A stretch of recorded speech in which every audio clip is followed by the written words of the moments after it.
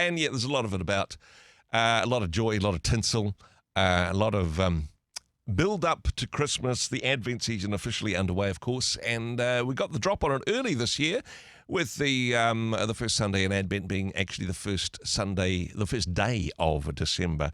Joining us on the program now, he's part of the team at Laidlaw and based in Christchurch at the Transitional Cathedral. Matt Maslin, kia ora. Good morning. Merry Christmas. Kia ora, Andrew. Merry Christmas. The Advent season has got underway, and as an Anglican vicar, you'd be all about the Advent season. Well, you don't have to be, but it helps. What do you love about this time of the year, Matt? What do I love about it? I love the sense of anticipation and kind of building towards something. And in the Anglican Church, we do we begin that right away at Advent. We see a lot more purple. I look like Barney the dinosaur wearing my purple chasuble up the front of the altar, and the altar cloth has changed. Yeah. The purple being the color of royalty. We're expecting a king to come, and it's very timely this year. I'm sure you didn't plan it, but purple is also the colour of the nurses' union who are on strike today around the country. So you could also say that the nurses of New Zealand are supporting Advent this year, or the other way around. Or vice versa. Yeah, exactly. yeah. So we do the purple. We do our liturgy changes. We do Advent Bible readings and the lectionary. We like Advent candles, and we just generally have this spiritual posture of anticipation and preparation and waiting, hopeful waiting. Yeah. Now, for you guys, is it, okay, 1st of December, change gears, we're in Advent? Because, I mean, seriously, my neighbours have had a Christmas tree up for 2 months now. Is it okay, 1st of December, and then it starts? How does that look like for you? For me personally, or here at the cathedral? Well, for you personally, perhaps. For me personally, we kind of I get a bit irritated by a false start on Christmas. Yeah. I don't consider myself too much of a Grinch, but when it's October and I hear Christmas carols, it does make my eye twitch just a little bit. But no, I try to with our family kind of align our Christmas traditions, putting the tree up with the Advent calendar as well. So Sunday we had our first Sunday in Advent at the cathedral.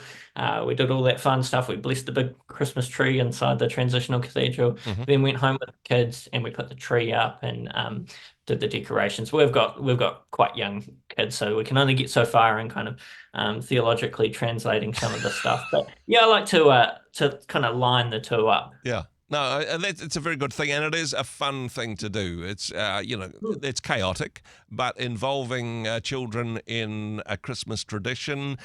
How does that roll on again for you at a personal level? Do you do the Advent calendar, perhaps the Barbie edition, or the more traditional one? Is that something that you guys engage with? Yeah, well, I think it's a good idea to kind of hijack kind of existing practices, and involving chocolate is generally a good one with kids, and I've got a 3-year-old and a 1-year-old, and neither of them have any sense of time. And now that we've put up the Christmas tree, we started talking about Christmas, my 3-year-old will ask, is it today?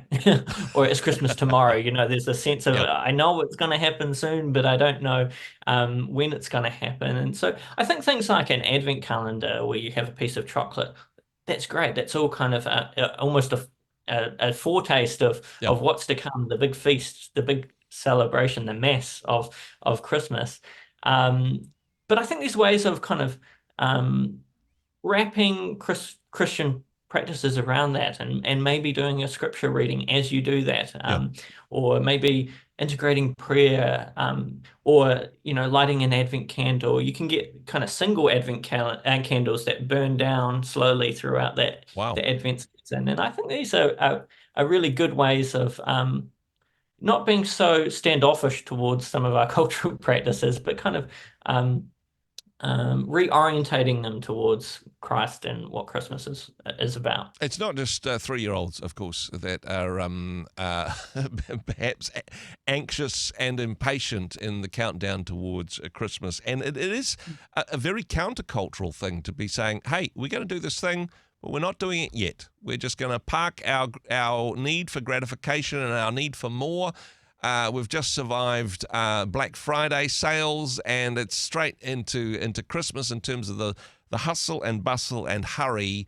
There's a striving culturally for us to get more, but Advent says, no, just wait. Just park the bus a little bit, right?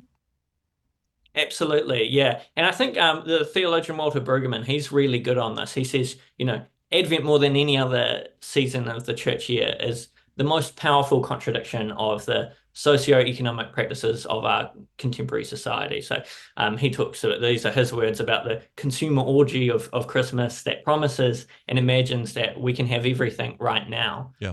And I think this is right. Like, I think our cultural moment is one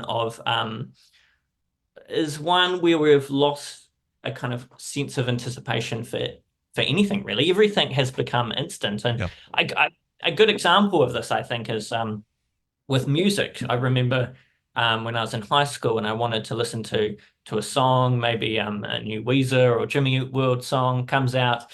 I'd plug in the dial-up internet, I'd log on to LimeWire, and I'd find the one song that I wanted to download, and it would take sometimes 3 or 4 days for this one song to download.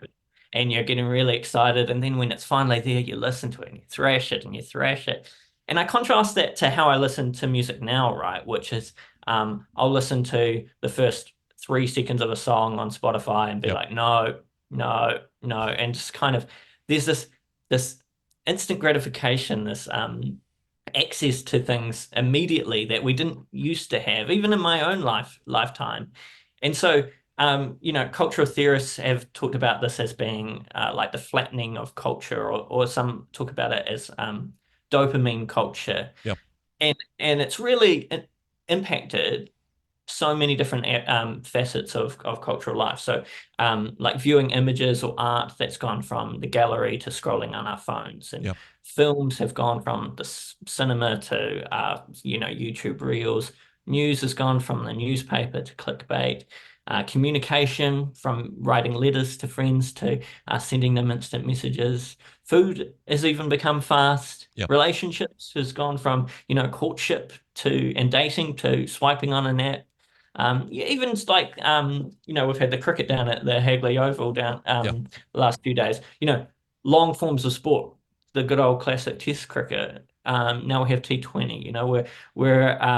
We're shortening things, and it's to get this quicker dopamine hit, and I think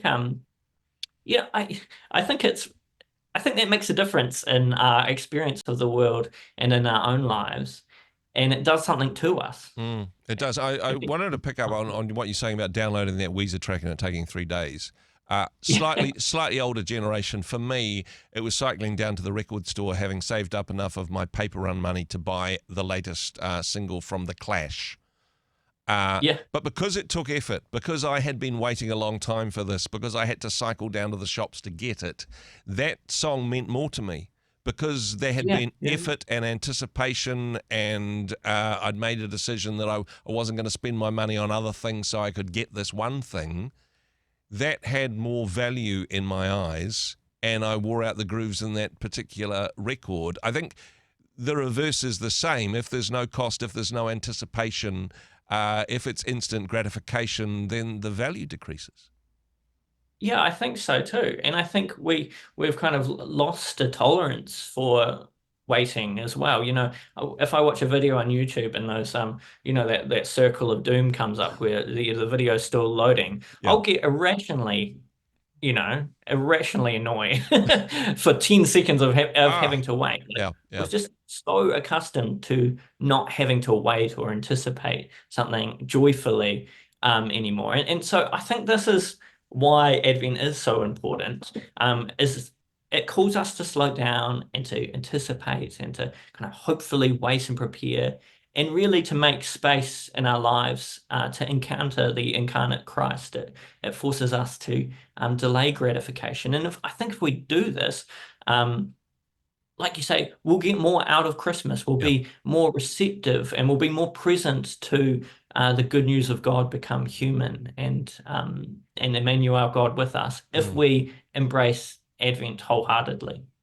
Wonderful thoughts and ideas, and hey, easier said than done, as you say. We all kind of get sucked into the culture of the instant gratification, but a good thing to consider as we do head towards Christmas is being purposeful in our waiting and anticipation for the celebration. Matt, thank you for what you do.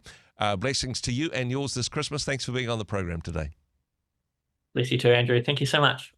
Hey, thanks very much for joining us in the Rhema studio. Thanks very much for watching the interview.